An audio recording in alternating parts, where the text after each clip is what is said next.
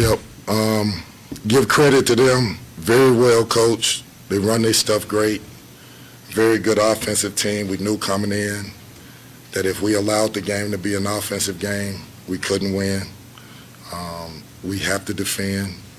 We have to impose our will defensively and play desperate defensively in order to come out of there with a win. But for whatever reason, I'm not going to say we overlooked them, but I'm going to say they were tougher, evident by 40 to 26 in rebounds. I will say they were more disciplined. We worked for 2 or 3 days on back cuts. We gave up at least 10 or 12 points off back cuts. They put us on our heels. We never imposed our will. We never was the aggressor. And I don't know how or who you can beat when a team shoots 52% in the second half, 39% from three. I don't know how you win that game. If that's who we are, it's going to be hard for us to win. We have to do a better job of practicing, preparing to play teams like this with an energy and a fight and a focus so that it's not a shock to our system when the ball is zipping around and we're behind everything. They give them credit. They're a good team. I watched the way they played Michigan. I watched the way they played Notre Dame. And I knew it would be hard for us to come out if we didn't focus and be desperate defensively and disciplined defensively. And we just couldn't mentally get it. We couldn't mentally play with the energy that we needed to fight for a win. Thought we did some things well, but overall, when a team like that dominates you on the glass and they shoot 52%, I mean, how can you win? Questions?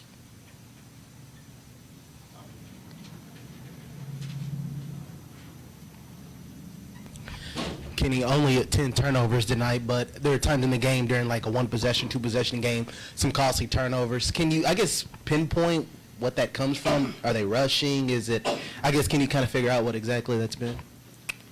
Well, for me, I look at, for example, L was probably the only player that really attacked the lane. And to L's defense, if he's the only guy that's attacking the lane and he's playing all the minutes that he's playing, sometimes he's doing it from a fatigued state. And I need him to play understanding that there's going to be times that you're just driving the lane to make a pass and be under control. Don't feel like you got to win the game for us. Don't feel like you have to make the play. It's going to come back to you. You don't have to be pressed to try to make the play. Because he's probably the best case of a kid that's out there that's fighting to win the game. And he makes mistakes, but he's probably you can arguably say he's out there fighting, regardless of his mistakes. So I think some of them come from that. I think some of them just come from carelessness. Maybe not quite being a good enough ball handler yet, good enough passer yet that it takes to be a good offensive team. And we constantly work on it. So we just got to keep plugging away at it. Yeah. You talked about the defense. I mean, they had 18 layups, which is what you're talking about. Is it guys just not concentrating on their man for the whole 30 seconds or not giving effort, or what are you seeing? I just see that there's possessions when we work on, if a guy back cuts you, he's running through your chest. Well, natural tendency is to be higher than him. But we're not denying, so why would you be higher?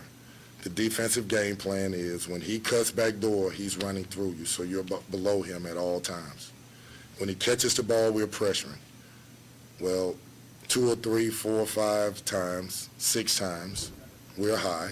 The ball goes to the big fella in the middle. They back cut. We're high. They cut. You get a layup. Everybody was guilty of it. The one that I'm most disappointed in was one of my captains, Jalen Withers. We talked about it. Not good enough. How? You've been in college basketball for 2 or 3 years, you should know. You should know. Not making excuses for him. I'm disappointed that he couldn't make the adjustment, but he was probably the most guilty.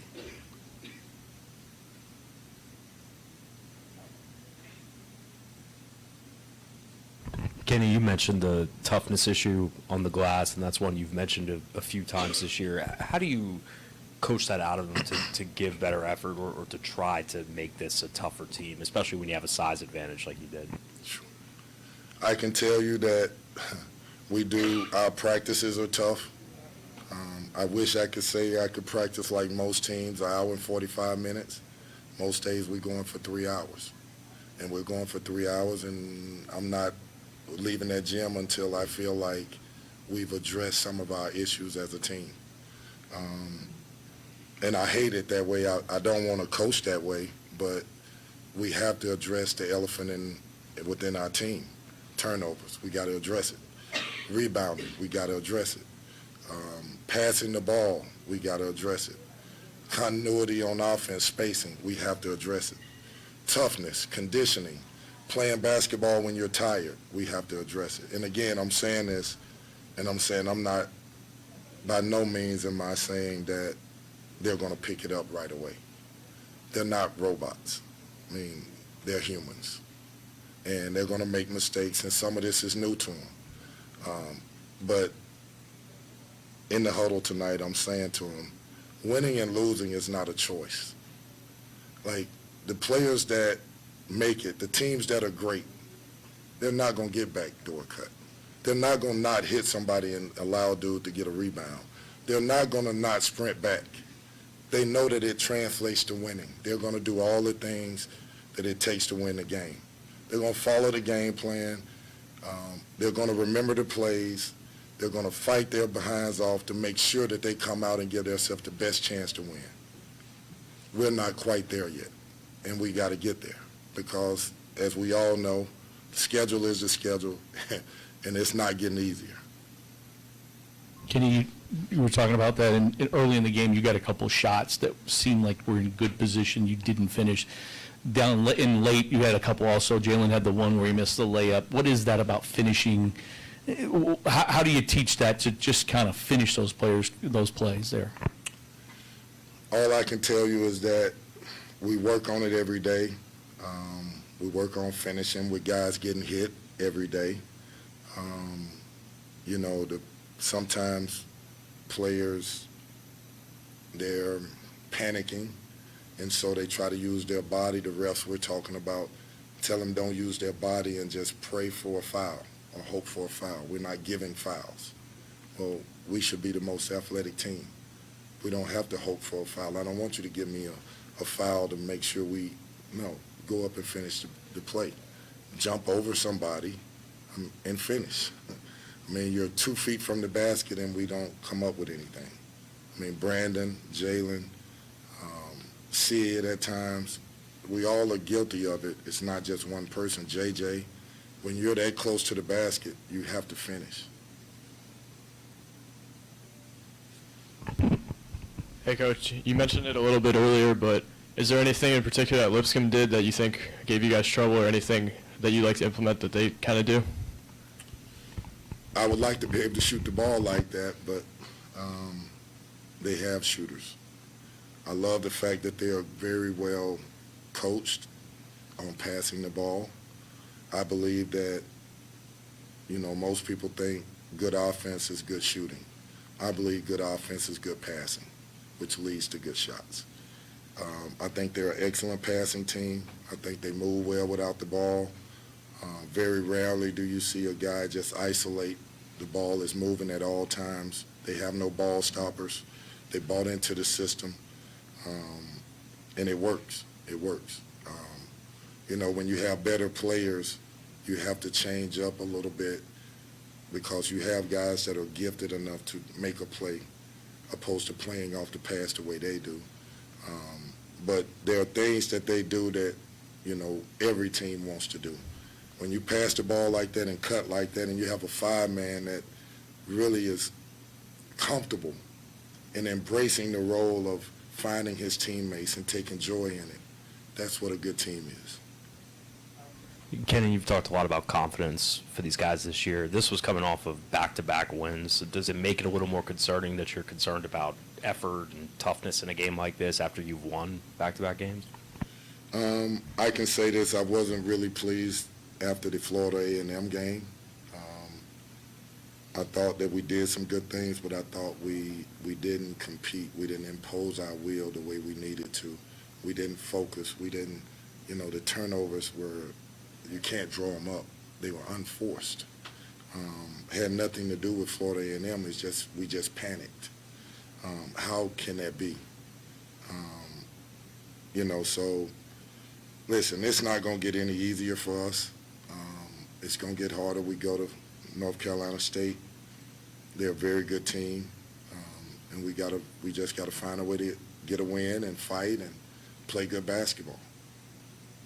And it kind of looked like L was limping off at the end of the game. I know he played 40 minutes, but was there an injury or something with him, or was that just fatigue? I don't really know. I did notice he was limping at the end as well. Asked him if he wanted to come out. He said no. Didn't play with energy. He gave us all he had. He played hard. Got the ball, shot a lot of free throws. Look, I need a bunch of guys playing with that effort, that energy.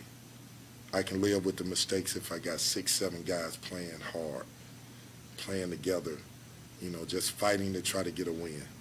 We're going to make mistakes, but don't let our mistakes come from being tentative, being fearful, being non-confident, being, non-aggressive on both ends of the floor. Okay, thank you, Coach.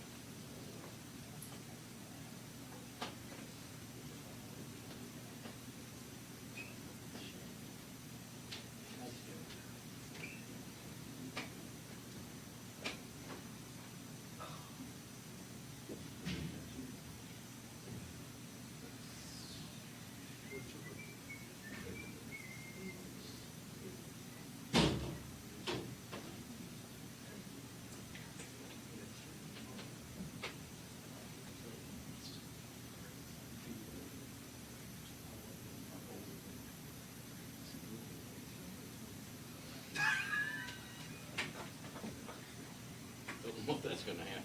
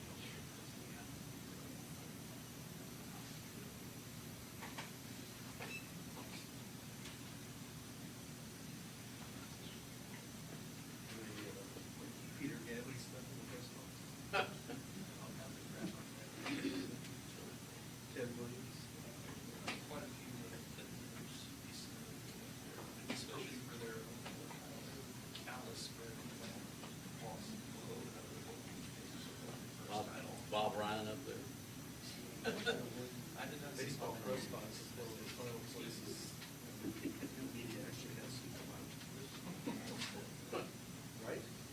I guess.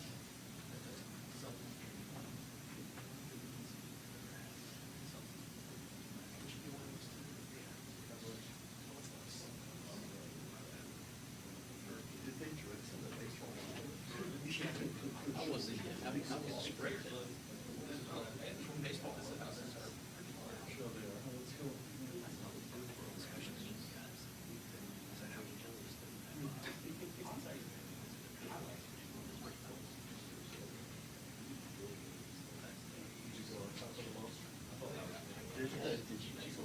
Did anybody get inside of it? Because what's his name was in there, Yeah, you gotta walk over there. Well, I'm sure there's an elevator somewhere. I didn't see it. Dion they had a picture of him, one of the boards. It's funny. Yeah, it would. I haven't watched the game.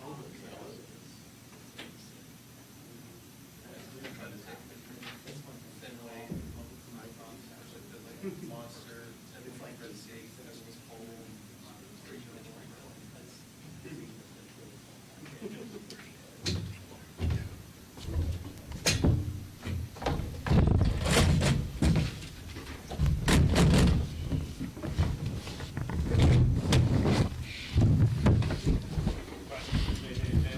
Yeah, for either one of you guys, you were within 4 points with just a few minutes to go. Then can you explain what went on after that? I'd say our defensive focus and intensity wavered for a hot second, and they separated. Yeah, I agree. Defensively, we got some back cuts and got some action off of ball screens. We got to be tighter on that, and then we didn't really execute. Got to make some more free throws.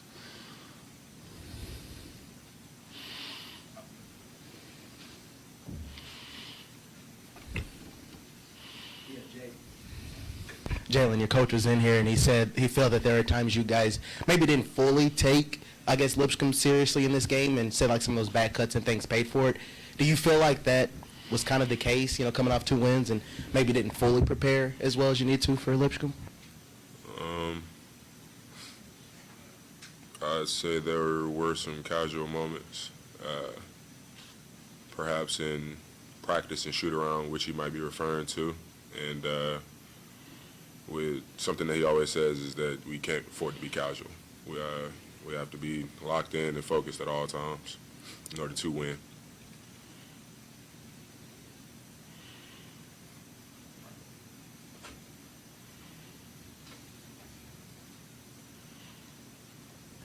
Kenny was talking about how he'll run 3-hour practices until he feels satisfied that the needs have been addressed. What's your guys' reaction to running practice so long, and do you feel like the needs are being addressed in those long practices? I say they are being addressed. It's just our attention to detail and focus is probably, and casualness is probably the piece that he's more so waiting on. A big factor in this game is they made 18 layups. I think they were like 11 for 13 in the first half. You guys are a bigger, physically stronger team. How do you explain their ability to get so many easy shots? I feel like, with the back cuts, that led to a lot of layups, and dudes is hugging their man and shouldn't be, not in help, and that led to layups. And, their big guy was getting it at the rim and working in the post, and that led to some more layups. And transition as well.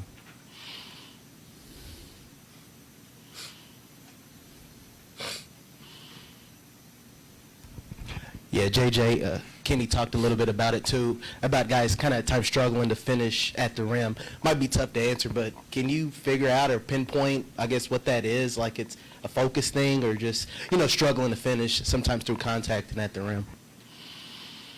I just felt like guys got to explode more, They weren't very athletic, a team, so we got to get better at getting to the spot and jumping over top of them and finishing. I feel like we didn't use our athleticism to get above them. I feel like we just stayed on the same level. JJ, you kind of spoke to the athleticism piece and the size advantage you guys have. How do you pinpoint the struggles on the backboard, like on the glass? Because I think they out-rebounded you 40-26 tonight. That's just effort, honestly. Body. Effort and seeing the ball.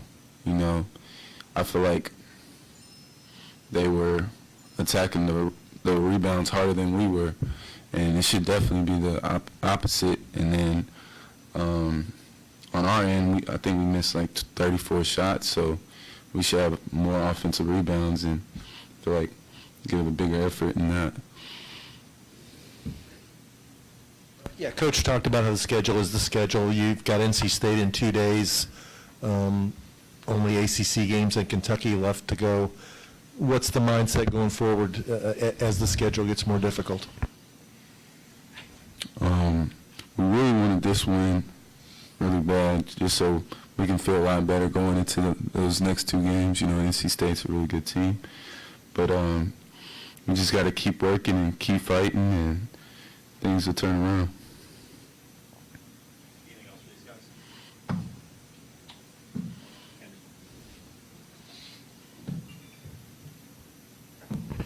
guys? For both of you, I guess, JJ, you go first. Is it surprising to you that 11 games into the season, we're still talking about effort and making effort plays 40 minutes in the game? Yeah, I would say that is surprising, and yeah, I would say. Yeah, I agree that it's definitely surprising with how deep into the season we are. I'd say we definitely had a lot of moments this game where we did show a lot of focus and resilience as far as the effort plays and, I guess, communicating, but kind of wavered once it became more of a tight game. And I feel like our effort is there for the most part. I think it's just our attention to detail and staying locked in. That's the part that's surprising and that we got to work on.